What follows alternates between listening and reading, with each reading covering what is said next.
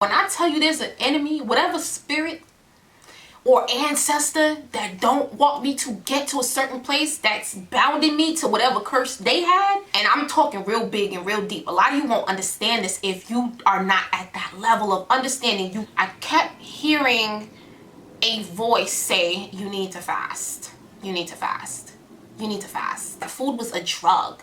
And the thing is, when you love anything as much as I love food, whether it's makeup, whether it's actual narcotics, whether it's alcohol, anything that you love at that stage where you just can't give it up, nothing can take you away from it, nothing, that is your God.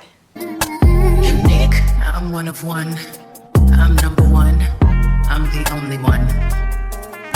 Don't even waste your time trying to compete with me. For those of you that are new to my channel on the account of this video, I'm Brooklyn and I share my life with you guys. I've been a little quiet on my channel because I've been fasting.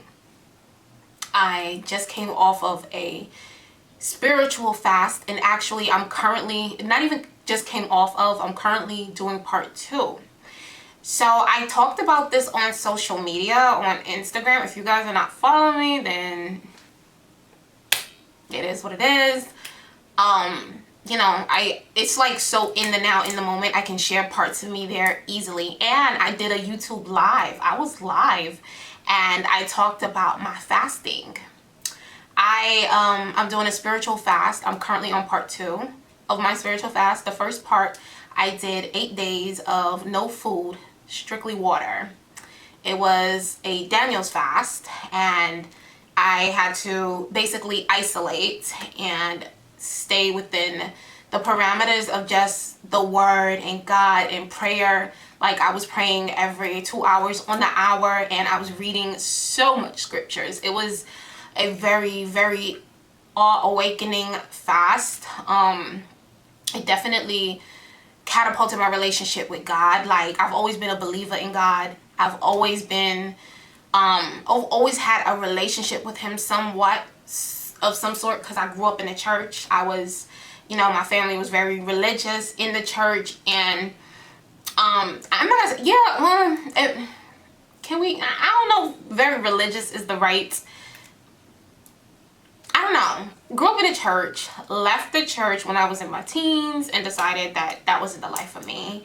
And though I've always had belief in God, though I've always loved God, or so I thought, and had belief, I wasn't really aligned with him. And so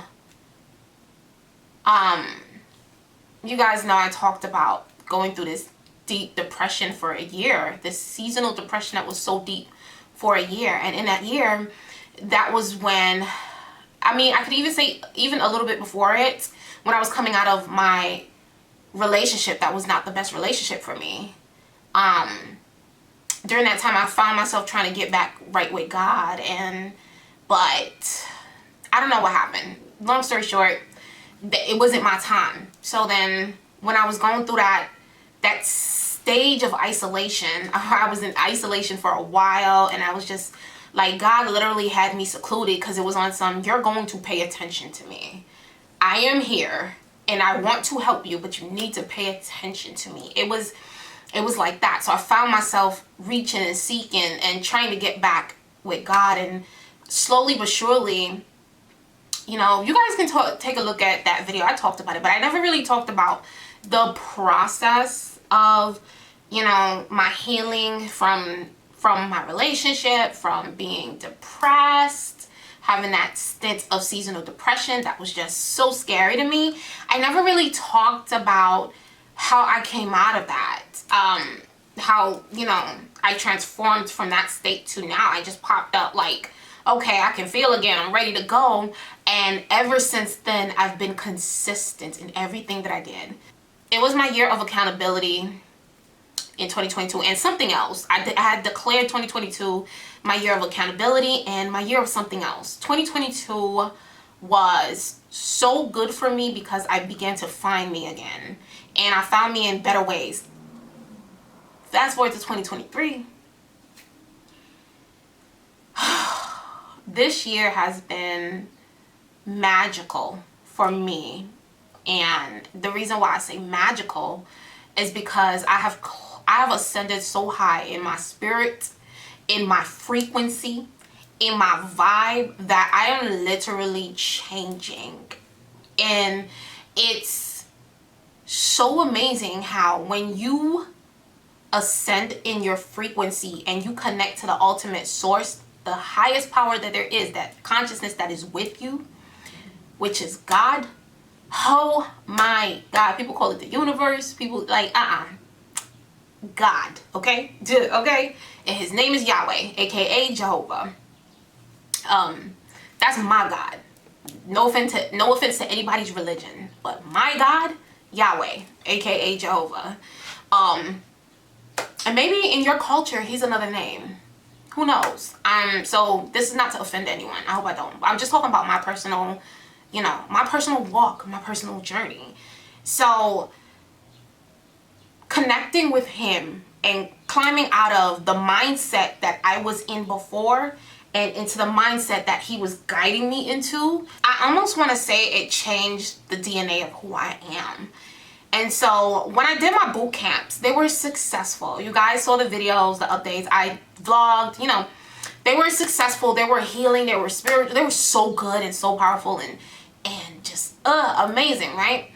Towards the end of my final boot camp, because I only did 2, towards the end of it, I kept hearing a voice say, you need to fast. You need to fast. You need to fast. And I was ignoring it.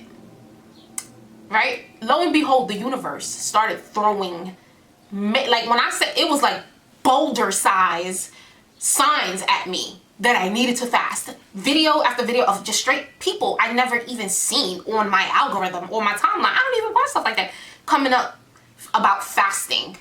It was so funny. It was just, and then there was this one particular video of this guy, and he was talking about when Holy Spirit tells you to do something, and I was just like, dang, God, like, you loud right now, all right? Like, it was in that moment, I was just like, he's telling me I need to, it hit me like, God's saying I need to fast.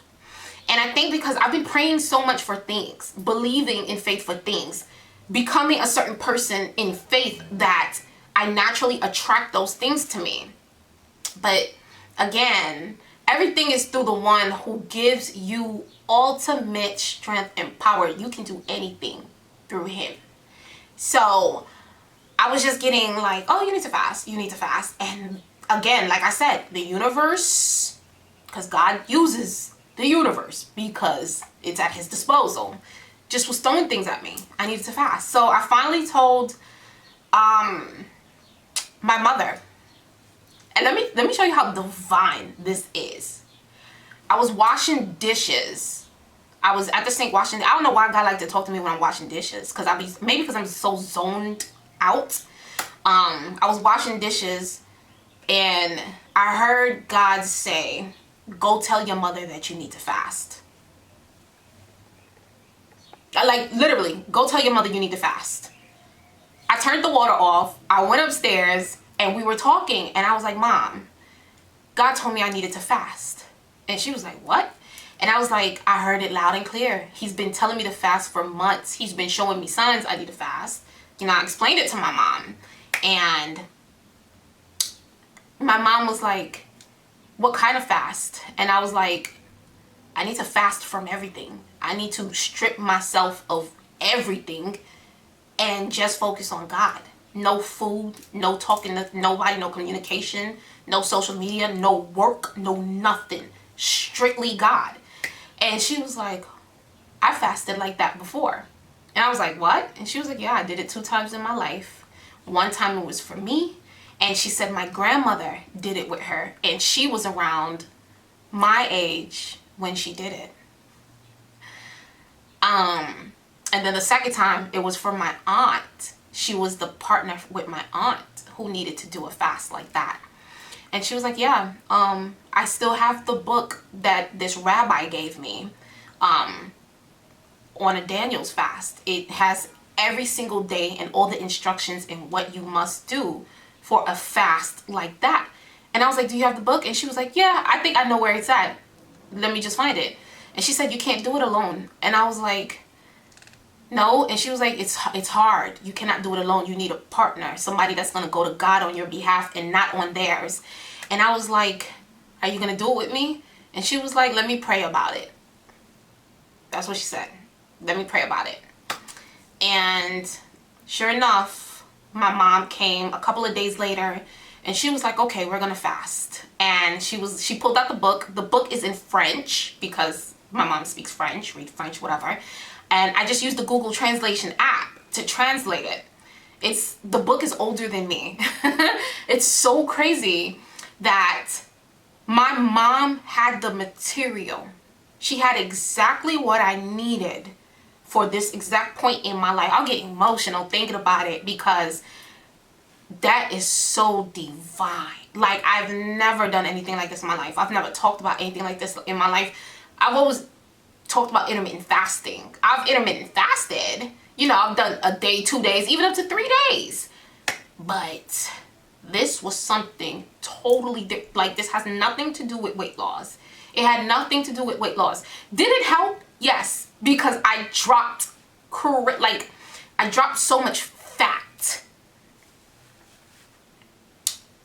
I attest to how snatched I'm looking right now to that. Like, even my mom, she's like, you look amazing. Like, oh, and I'm just like, this is just the beginning. Because now I'm on part 2. So I did 8 days of a Daniel's fast, which was just water and being in the spirit of the Christ, right? It's supposed to be 7 days, but I did 8. Then I went on a mono fruit fast, which I'll show you guys in an upcoming vlog. You guys will get to see some of my fast routine a little bit. I did a mono fruit fast for 6 days. It was supposed to be 7 days, but I was just over everything and I needed to eat. So I ate for a couple of days and then I jumped back on to part 2 of my fast. So I'm currently on part 2 of my spiritual fast. It is day 3 going into day 4. By the time you see this, I'll be on day 4, maybe 5. No food, strictly water and Celtic sea salts. I feel amazing. I feel so good. So good. And not only do I feel good physically, I feel good mentally, emotionally, and most importantly, spiritually. I feel amazing spiritually. I feel so clear and so aligned that every plan God wants me to execute, I'm understanding it. And I'm just like, all right. And I know it's God because at the rate of whatever success that's about to come, it's going to be catapulted because God said I had to do this in order to get here. Everything else I was doing, he was like, that's good and all, but I need you here. I need you right here. I need you to do this because I need to fix things in you. I need to put things in you. I need you to endure certain things. And one of them too is like my battle with food addiction, which I've been very open about on my channel. I've always talked about, like, not even food addiction, but like using food to cope. Like, food was a drug.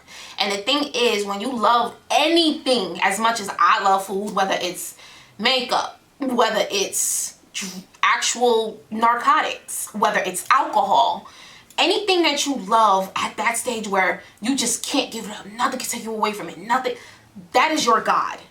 That is what you serve. If you put it above you in every area of your life, that is what you serve. And with me, I was able to, and what you will notice is the pattern of me being able to get away from it for a little bit, but going back to it. Getting away from it for a little bit, but going back to it.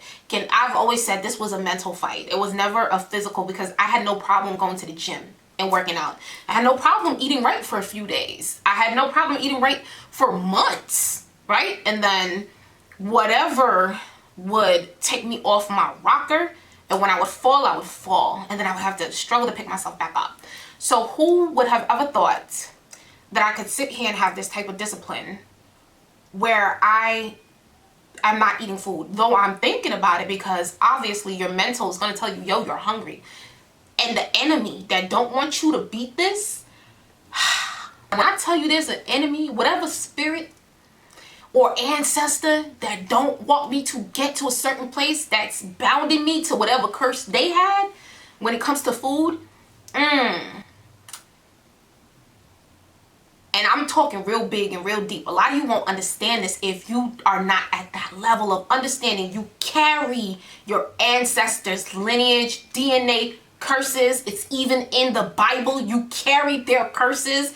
12 generations. You're carrying all of their bad habits. It's all in your DNA, because that's what we are. Genetic code makeup. We're nothing but a series of coding. That is all that we are. And in your coding DNA, you carry every single one of your ancestors' issues. Back lines. Lines and lines and lines and lines. And that's why your mother never dies. Your grandmother never dies. Your great-great-grandmother never died. Because you exist. And because you exist, they're always going to exist in you. Because you carry their DNA. Period. Argue with your mama. Don't argue with me. Go argue with NASA, who be lying to y'all.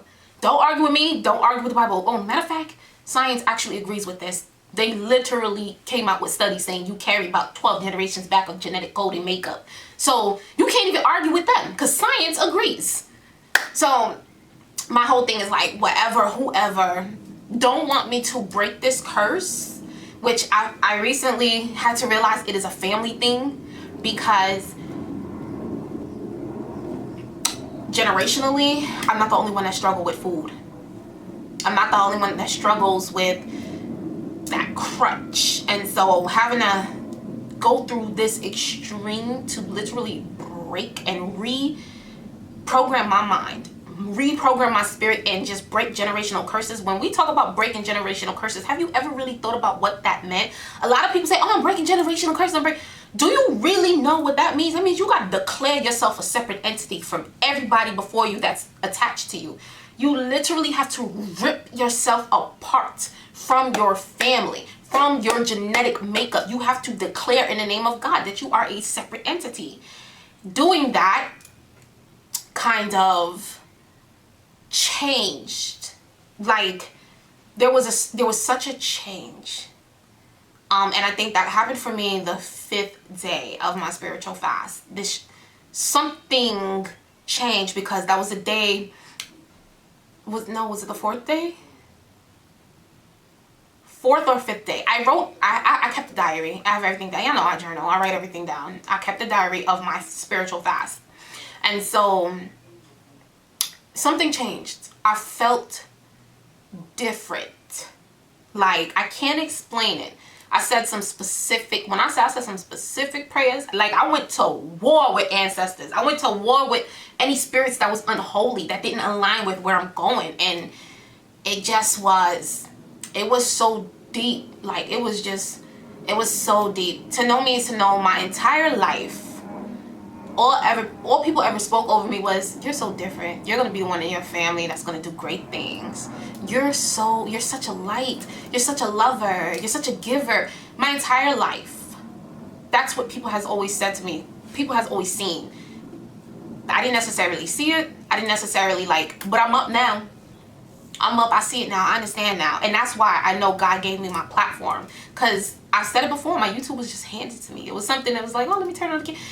It was never a second thought. Now I know what I had to do. I know that it was something that I had to do with this platform. And I got to see this through.